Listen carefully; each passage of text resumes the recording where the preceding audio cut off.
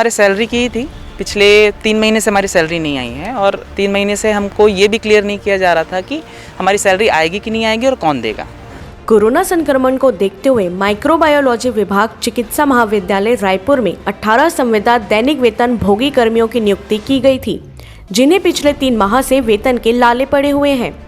हालांकि मामले की गंभीरता को देखते हुए पंडित जवाहरलाल नेहरू चिकित्सा महाविद्यालय के डीन विष्णु दत्त ने आज आश्वासन देते हुए कहा है कि 3 माह की वेतन भुगतान चिकित्सा महाविद्यालय के फंड से कर दी जाएगी और आगे वेतन कैसे और कहां से मिलेगा यह नहीं कह सकते।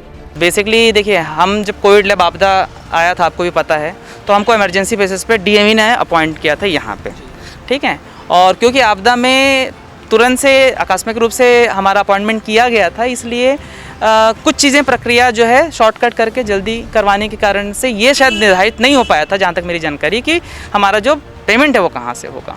और उस वजह से पहले भी हमारा सैलरी डिले हो चुका है। मतलब जब पहली सैलरी हमारी आई थी तो 4 महीने हमको काम करते हुए हो चुके थे, और उसके बाद फिर जब डीएमई सर चेंज हुए तो फिर से प्रक्रिया की गई, फिर से ये चीज़ें हुई। और उस टाइम तो ये भी हो गया कि उस तरफ से हम दोनों के पास गए थे, डीन सर के पास भी गए थे, डीएमई सर के पास भी गए थे, तो दोनों ने, उनको खुद ही ये क्लियर नहीं था कि कहाँ से पेमेंट हो गया था, तो मना कर दिया था।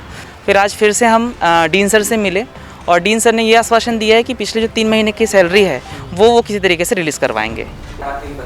इन लोग वायरोलॉजी लैब में करीबन 16 लोग काम कर रहे हैं, 18 लोग, 18 दो उसमें संविदा नियुक्ति में है, उनकी सैलरी मिल रही है।